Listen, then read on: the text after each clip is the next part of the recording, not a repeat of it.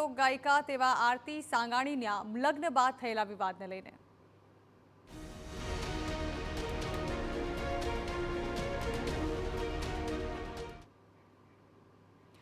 આંતરજ્ઞાતીય લગ્નને લઈને ચર્ચામાં આવેલી ગુજરાતી ગાયિકા આરતી સાંગાણીએ ફરી પાટીદાર સમાજને પૂછ્યા છે સણસણતા સવાલો। મૂળ પટેલ સમાજની આરતીએ તબલા ઉસ્તાદ દેવાંગ ગોહિલને જીવનસાથી તરીકે પસંદ કરી લીધા, જેને લઈને પરિવાર અને સમાજમાં તેની ચર્ચા થઈ રહી છે। અને આ ચર્ચા કરનારા અને તેની ટીકા કરનારાને આરતી સાંગાણીએ પૂછ્યા છે સવાલ। આરતીએ પોતાના પરિવાર અને સમાજના સામે વેદના વ્યક્ત કરી છે। તેઓએ આંતરજ્ઞાતીય લગ્ન કરનાર આરતી સાંગાણીએ જે વેદના વ્યક્ત કરી છે તેમાં તેઓએ જણાવ્યું છે, રડતા રડતા આરતીએ પોતાની વેદના વ્યક્ત કરી છે। પોતાના વિડીયોમાં આરતીએ પરિવાર અને પટેલ સમાજને સવાલ પૂછ્યા છે। તેમનું કહેવું છે કે મારે કંઈ બોલવું નથી, પરંતુ લોકો મને મોઢામાં આંગળી નાખીને બોલાવે છે। હું ઘરેથી નીકળી ત્યારે કહીને નીકળી હતી કે હું જાઉં છું। મારા પિતાએ મને રાજી ખુશીથી આશીર્વાદ પણ આપ્યા હતા। પિતાએ કહ્યું હતું કે તું ખુશ રહે, હું તને અપનાવીશ નહીં, પણ તારા આડે નહીં આવું। આજે મને તમે લોકોએ જીવવા જેવી નથી રહેવા દીધી। એવો તો કેવો સમાજ છે કે જ્યાં દીકરી આઝાદીથી પોતાનો જીવન સાથી પણ પસંદ નથી કરી શકતી।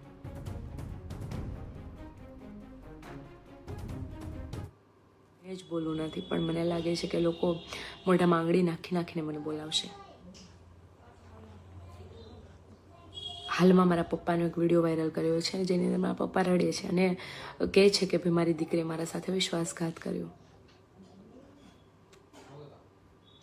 તો શું તમને લોકોને ખબર છે કે જે દિવસે હું ઘરેથી નીકળી તે દિવસે હું ઘરે કહીને નીકળી હતી કે હું જાઉં છું।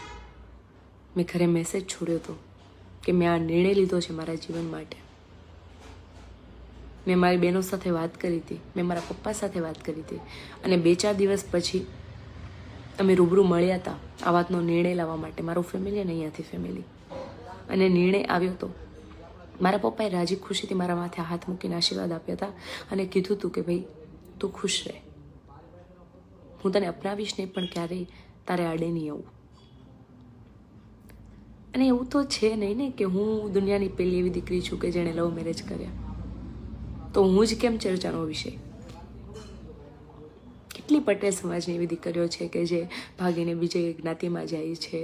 કેટલા એવા દીકરાઓ છે પટેલ સમાજના કે જે બીજી જ્ઞાતિની દીકરીઓ લઈ આવે છે, ત્યારે તો કોઈને કેમ ચર્ચા નથી થતી? ત્યારે કેમ કોઈને વાંધો નથી?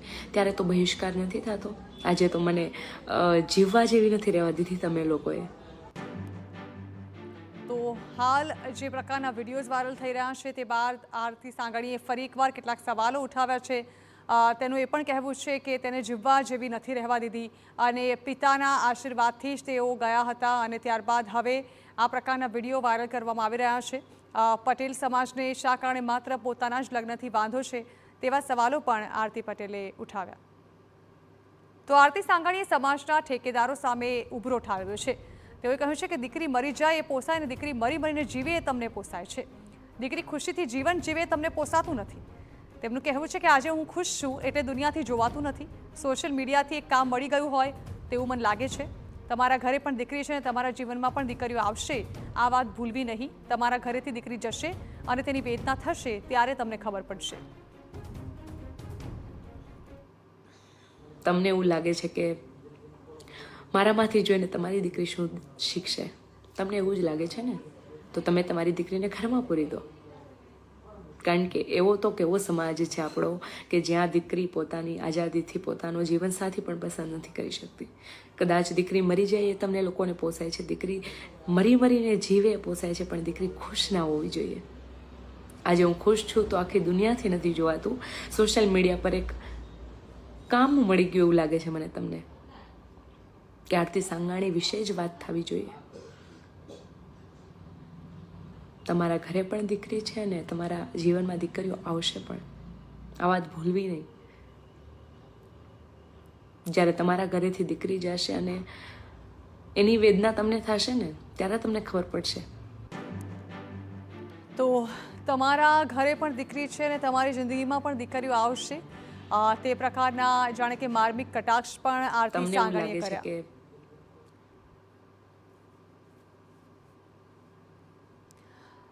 આરતી સાંગાણીએ પણ કહ્યું કે કોરોનામાં કોઈએ ડૉક્ટરની જાત પૂછી હતી?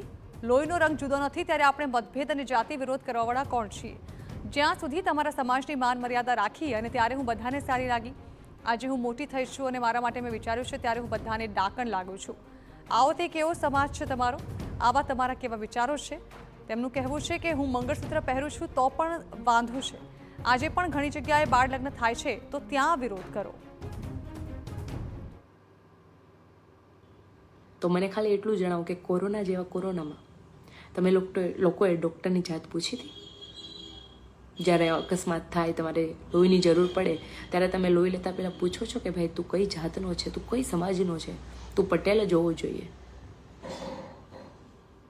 ભાઈ લોહી કલર અલગ નથી. તો આપણે તો કોણ છીએ મતભેદ કરવાવાળા, જાતિ વિરોધ કરવાવાળા?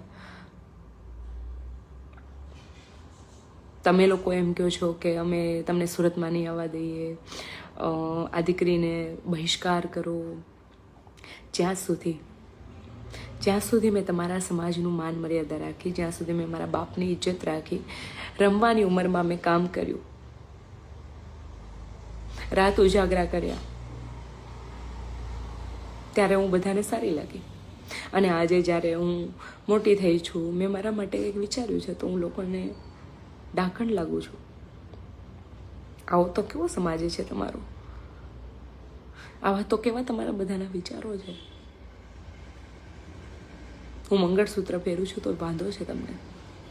જ્યાં બાળ લગ્ન થાય છે, અને આજે હાલમાં પણ ઘણી જગ્યાએ બાળ લગ્ન છે, ત્યાં વિરોધ. તો પોતાના પ્રેમ લગ્નની ચર્ચાનો વિષય બનાવનાર પર આરતીએ કટાક્ષ કર્યો છે. તેઓએ કહ્યું છે કે હું ચર્ચા કરવાનો વિષય નથી. હું જે જ્ઞાતિમાંથી આવું છું તે નીચી નથી. હું જે જ્ઞાતિમાં જઉં છું તે પણ નીચી નથી. મારા પપ્પાને પ્રેશર આપવું તમે અને એના પુરાવા પણ મારી પાસે છે. હું ખોટું નથી બોલતી, મારી પાસે પુરાવા છે, પણ તમે સ્વીકારી નથી શકતા. ચર્ચા કરવાનો વિષય નથી. હું જે જ્ઞાતિમાંથી આવું છું એ નીચી નથી, ને હું જે જ્ઞાતિમાં આવી છું એ પણ નીચી નથી. કદાચ કોઈ પણ જ્ઞાતિ નીચી નથી હોતી. માણસ હોય છે. મારા પપ્પાને પ્રેશર આપ્યું તમે લોકોએ, અને એ વાતના પુરાવાઓ પણ છે. હું બોલતી નથી, હું બોલું છું તો કોઈ ખોટું નથી બોલતી. બસ તમે સ્વીકારી નથી શકતા ને, એટલો જ ફરક છે.